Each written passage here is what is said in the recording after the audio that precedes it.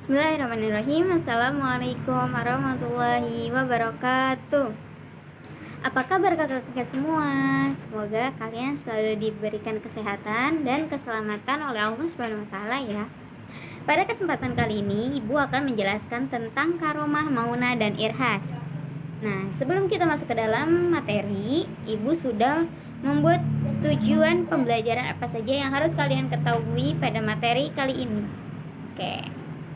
Yang pertama, kalian mampu menjelaskan pengertian karomah, maunah, dan irhas. Yang kedua, kalian mampu menyajikan contoh dan hikmah adanya karomah, maunah, dan irhas. Yang ketiga, kalian mampu menampilkan perilaku yang mencerminkan beriman kepada karomah, maunah, dan irhas. Dan yang terakhir adalah kalian mampu menceritakan kisah-kisah dari berbagai sumber tentang adanya karomah, maunah, dan irhas. Oke, next. Kita masuk ke dalam inti ya. Memahami makna irhas, karomah, dan maunah. Yang pertama adalah irhas. Irhas adalah peristiwa luar biasa yang Allah anugerahkan kepada para nabi sebelum diangkat menjadi nabi dan rasulnya. Irhas juga sering disebut sebagai tanda-tanda kenabian. Nah, ini ya.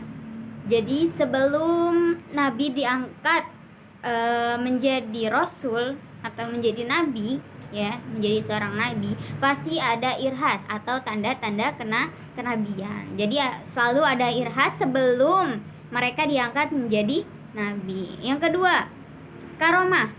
Karomah dalam bahasa Arab artinya kemuliaan. Sedangkan pengertian karomah adalah kemuliaan, kehormatan, dan pertolongan dari Allah yang diberikan kepada hamba-hambanya yang jelas kebaikannya karena ketekunannya mengikuti syariat yang diturunkan kepada Nabi Muhammad SAW.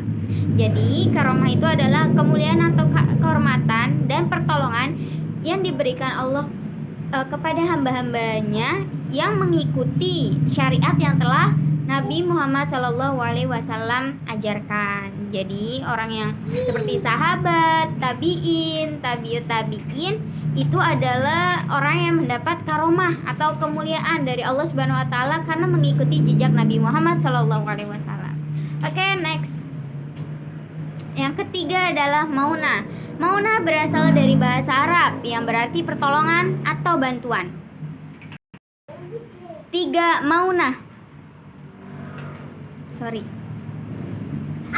Maunah berasal dari bahasa Arab yang berarti pertolongan atau bantuan. Dalam pandangan Islam, maunah atau pertolongan dari Allah Subhanahu wa taala diberikan kepada siapa saja yang memohonnya.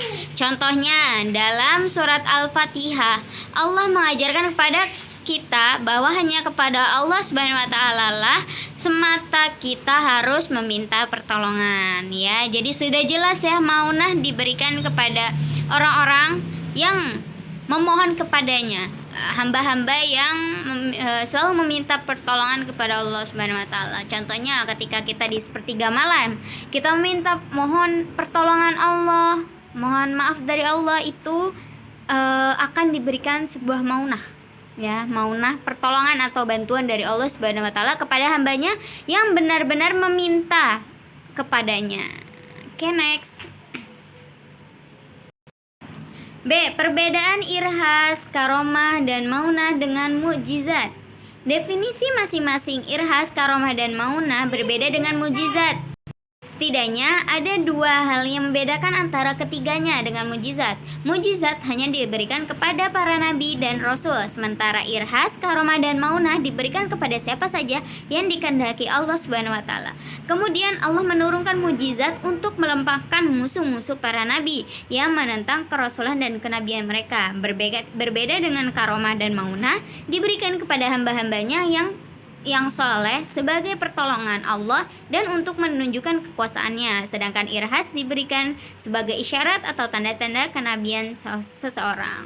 Oke, sini sudah jelas ya, mukjizat diberikan hanya kepada para nabi dan rasulnya, sedangkan karomah dan maunah diberikan kepada hamba-hambanya yang benar-benar meminta pertolongan kepada Allah Subhanahu wa taala. Sedangkan irhas adalah isyarat atau tanda-tanda kenabian. Jadi dari 4 itu, antara karomah, irhas, maunah, dan mujizat itu berbeda-beda ya. Seperti yang tadi sudah dijelaskan bahwa karomah dan maunah diberikan kepada para hambanya yang benar-benar meminta kepada Allah, sedangkan mujizat hanya diberikan kepada para nabi dan rasulnya sebagai